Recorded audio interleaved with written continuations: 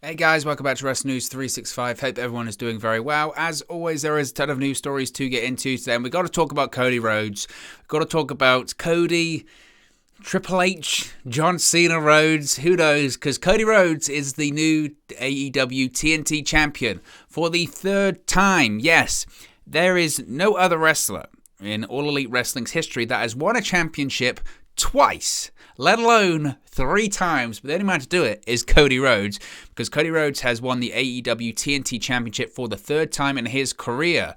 Rhodes defeated Sammy Guevara in the main event of the Christmas night edition of AEW Rampage Holiday Bash to capture the TNT Championship for a third time. Now, of course, this had been widely known because the show was taped on Wednesday, December 22nd in Greensboro, North Carolina. Now, Rhodes won the match after getting his knees up on a Guevara 630 splash attempt, hitting Crossroads twice and then connecting with a Tiger Driver 98. Now, David Crockett was on hand to present Rhodes with the TNT Championship after his victory. Crockett was an announcer for the NWA World Championship Wrestling in the 1980s and then an executive producer for World Championship Wrestling. Now, of course, Cody Rhodes has a lot of history with the TNT Championship as he cannot win the AEW World Championship in that company. The TNT Championship was created, not just for that reason, but obviously it was another title created, and Rhodes was the first TNT champion, defeating Lance Archer in the tournament final at Double or Nothing in May. He then dropped the championship to the late Brody Lee. Of course, we're recording this on Boxing Day, December 26th. It's 1 year on after the shock passing of Brody Lee. So I know it's a tough time for everyone at the moment, including the Brody Lee family, the John Huber family. So condolences go out once again. What a great guy. What a great guy. And his legacy lives on forever in his family and his children.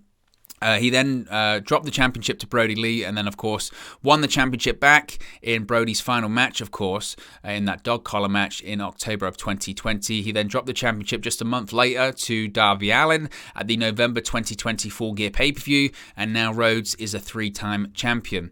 Sammy Guevara's reign ends after nearly 3 months and 4 successful title defenses. Look, I'm like everyone else in that, and I try and keep it as impartial as possible and just call it how I see it. I've not been the biggest Cody Rhodes fan or advocate, and I think that, look, I'm a fan of AEW, of course I'm a fan of pro wrestling, and there's a lot that AEW does really, really well, but then there are things that they do badly, and I just think the Cody Rhodes stuff is just handled...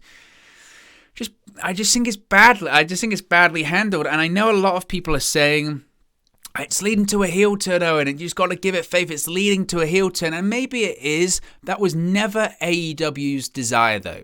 And I think that's the thing that must be pointed out here. It was never AEW's desire to eventually turn Cody Rhodes heel. They don't want to do it. And people saying that match result last night, it's a heel turn. It's the beginning of a heel turn. It's not. It's not. That's the worrying thing. It's not a heel turn. Last night was not a heel turn, 1. 2, I don't know if he's turning heel anytime soon, because who's he feuding with? He's feuding with American Top Team. He's feuding with Dan Lambert. He's going to be feuding with Scorpio Sky for the TNT Championship next. So he's going to be playing the babyface. So this isn't a grand heel turn. The crowd doesn't like him. And again, this is the infuriating thing as well that frustrates me, is when you see these people. I remember Arn Anderson said something like this, and they've tried to play this up on television, like this is the reason people boo Cody Rhodes, is the fans are just upset that Cody Rhodes is turning Hollywood, or Cody Rhodes is going Hollywood, and they're worried he's going to go away and never come back. It's not. It is not. That is so tone deaf. The reason people boo Cody Rhodes is this insistence of shoving it down your throat. Cody Rhodes is a big star. Cody Rhodes is a big star. He's a big star. You believe me, right? Cody Rhodes is a big star. He's a big star, right? You know he's a big star. He's a big star. He's got his own reality show. He's a judge on TBS's Go Big Show. He's got friends of celebrities. Snoop Dogg sung his music. He has matches with Shaq. He's a big star. He's a big star. He's a big star. Why don't you believe me? Cody Rhodes is a big star. You have that, which immediately turns people against you. But then on top of that, he just continuously, when he does interviews or he talks, he puts his foot in his mouth and he rubs people the wrong way when that's not his intention to do so, which again is frustrating, where he tries to appear like he's the smartest guy in the room. every time he does a media call, there is some comment where you go, why would you say that? Why would you say that? Not every match has to have a storyline in catering when he's talking about a women's championship match, or the promo he did with Anthony Ogogo, and all this kind of stuff. And then I workshopped that, and I had focus groups of it. Like, why are you trying to sound like this, marketing genius executive? Like, again, being the smartest person in the room. And it's fine. It's fine if you're a heel, because if he turned heel and he committed to this character, he's already one of the most over heels in the company, in the business, because he's got that natural ability for people to dislike him. But it's this idea of there's nothing that can turn people against you quicker than people constantly telling you, this guy's a great guy, he's a great guy, he's a great guy. It's constant.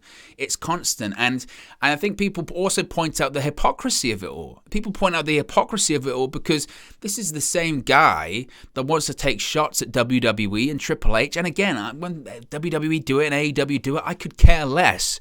But at least, have a bit of substance behind it. He comes out in one of his first matches in AEW, or when it was with his first match in AEW, when he's facing his brother and he's got the throne and the sledgehammer and he smashes the throne about the whole Triple, and it's a reference to Triple H, but he's Triple H. he's become, AEW's version of Triple H. This constant of, he's in a position of power. How much power that really is. Tony Khan's the one that's ultimately in control. But same with Vince McMahon. Vince McMahon's the guy in ultimate control in WWE, but Triple H still had sway. He still had power. And it's constant, There's got to be a feud for Cody. What's Cody going to be doing next? Cody's got to have a feud because he's a big star. He's a big star, right? You understand he's a big star. And he has these matches. I know Malachi Black beat him twice, but who won the rubber match? Who won the final match? Cody Rhodes. Cody Rhodes came out of that feud with momentum. Right, Anthony Ogogo, and we're going to talk about Anthony Ogogo, but that whole thing of an angle in the spring with the America versus the UK and the American Dream and all this kind of stuff, which again was so tone deaf. What did Anthony Ogogo get out of that? Nothing. Every Cody Rhodes feud. Oh, we're going to have someone turn on you. You're my friend, you turn on me, right? MJF, Anthony Ogogo, Sean Spears, not Anthony Ogogo, I'm thinking of QT Marshall, The Factory. And they had that whole deal, which again, nobody cared about. Cody and his friends, get him on television. And it's just constant. And I don't know. And again, Cody Rhodes has good matches. I enjoyed the match he had against Andrade, where he had that match and he went through the fire and did all that kind of stuff. It's great. It's fine. But you can't, the evidence is there. And I'm hoping that it's leading to a heel turn. I really am. It's just this refusal. And again, the shots at WWE and Triple H. And it's like, but dude, you're doing the same thing. And if you turn him heel, you'll have the biggest heel in the business. But you get this impression that AEW doesn't want to turn him heel because, again, he's a big star. He's a celebrity. He's got a reality show. He's a judge. I can't be a heel when I've got a reality show. Damn it. Come on. And again, don't be the smartest guy in the room. Now, in reality, I feel bad for Guevara. He had 3 months, only 4 title defenses. It could and should have been way longer. Did Sammy really get anything out of being TNT champion? I don't know if he did. The only thing I can think right now, I'm trying to justify this, and I think this is a reach, but maybe the plan is to get the TNT championship on Scorpio Sky, and they just didn't want to have Scorpio Sky beat Sammy Guevara, and they wanted Guevara to have some form of credibility. I don't know. I really don't know what the aim is right now. It's just, to be honest with you, it just feels a little bit like, oh, Cody doesn't have anything going on. Let's give him the TNT Championship. Well, Malachi Black beat Cody Rhodes twice. So where's Malachi Black's shot at the TNT Championship? It doesn't make any sense. It doesn't make any sense. It's just, let's get Cody back in the spotlight. He needs to be in the spotlight. I don't know. Like everyone else, I sort of rolled my eyes. And if it leads to a heel turn, that's great, but it doesn't. He's feuding with American Top Team. He's feuding with Dan Lambert. The idea of Cody Rhodes feuding with Dan Lambert right now is please cheer Cody, because the only thing people hate worse than Cody Rhodes is Dan Lambert. But even now, Dan Lambert's getting cheered over Cody Rhodes. It's just this constant, isn't it? It's just, that's the frustrating thing. And the match itself, don't get me wrong, last night was great. I really enjoyed it. Great match. But, Cody Rhodes, TNT champion, the amount of guys you have on that roster as well. You don't need Cody Rhodes to be a 3-time champion. The amount of guys that should be the TNT champion. It's just crazy. It's crazy. But there you go. Cody Rhodes, Cody H. Let's talk about Johnny Gargano. Speaking about the amount of talent they have on the roster, we could be getting another one in Johnny Gargano, because Johnny Gargano is reportedly putting serious consideration into a run with All Elite Wrestling. Gargano became a free agent a few weeks back when his NXT contract expired. WWE reportedly made a strong offer for Gargano to re-sign, but he turned it down. He is currently a free agent. Now, in an update, it was noted on a recent episode of the Wrestling Observer radio show that Gargano is, quote, heavily considering AEW. There's no word on if AEW and Gargano have held contract talks, or if Gargano is planning on signing with the company, but he is weighing up his options. Now, it was speculated we could see Gargano debut during the January 26th edition of AEW Dynamite on TNT, which actually is not on TNT, it'll be in TBS. It was due to take place, that episode, from the Wolstein Center in Cleveland, which of course is Johnny Gargano's hometown. That would guarantee a massive hometown ovation for the debut. Now, Gargano reportedly told people earlier this month, when his contract expired with WWE, that he had not decided what he was going to do in the future, past taking some time off. Of course, Gargano's wife, Candice LeRae, is due to give birth to their first child, a baby boy, sometime in February. So there is a lot of focus from Gargano's point of view of taking time off until she gives birth. He's made clear publicly on Twitch and privately to friends that would be a significant hold-up to a potential AEW debut in Cleveland. We'll have to wait and see. I still think Gargano will go to AEW at this point, but he's certainly weighing it up. And like he said there, she's due to give birth in February. It would be the perfect debut, certainly, wouldn't it, if Gargano showed up on that day? But we don't know if he is going to. I mean, the positive thing, I guess, with AEW is that's one shot. That's one shot. He could show up then, and they could do an angle, and he could take a couple of weeks off. It wouldn't be ideal, but they could certainly do it. And again, I think that's the most likely destination for him right now. I don't suspect he re-signs with WWE, but it could just be a situation where he takes more time. But Gargano is certainly weighing up the offer, and as I mentioned, I think it's likely that he'll accept it.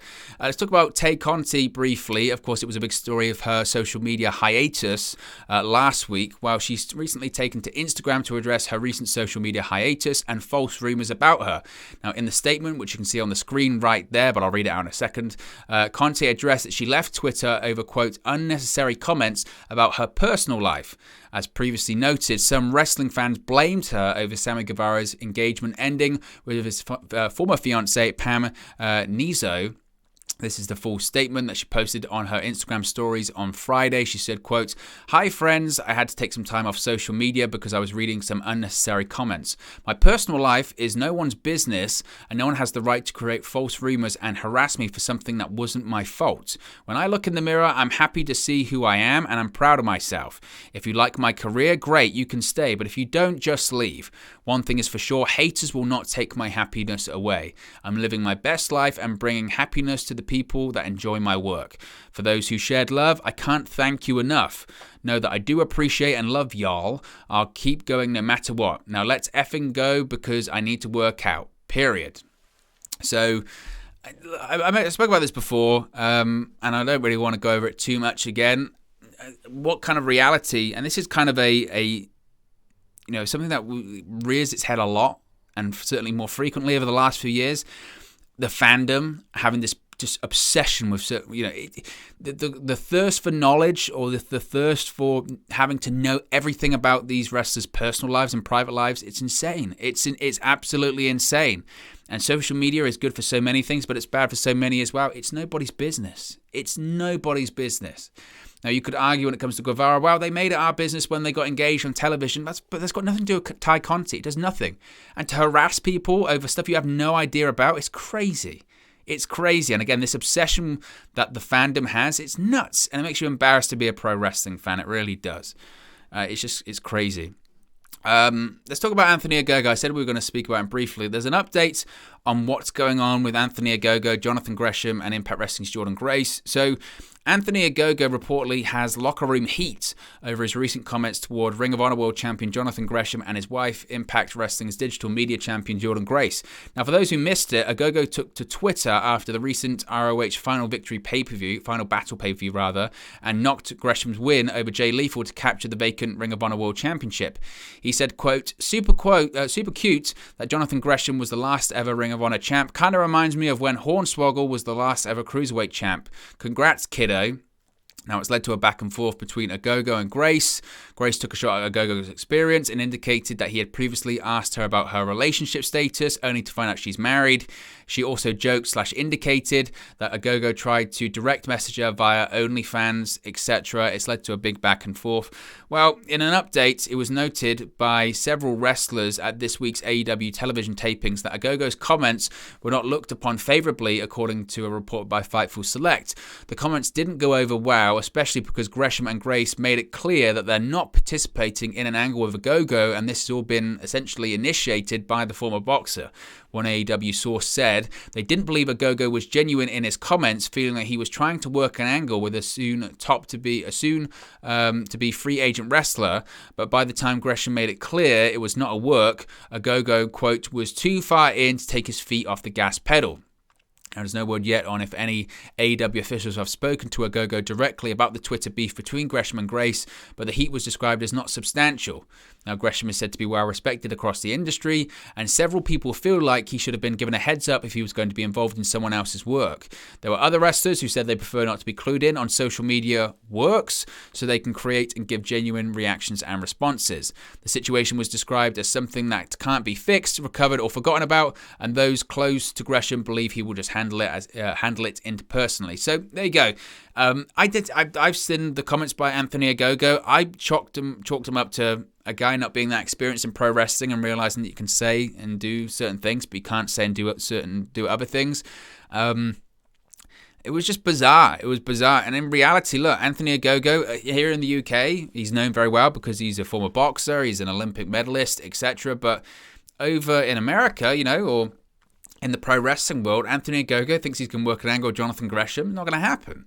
It's not going to happen. And if I was AEW, I'd be a bit like, can we not sour our relationship that could potentially stop us getting in Jonathan Gresham to work for AEW in the future? So it will resolve itself, though. It will resolve itself.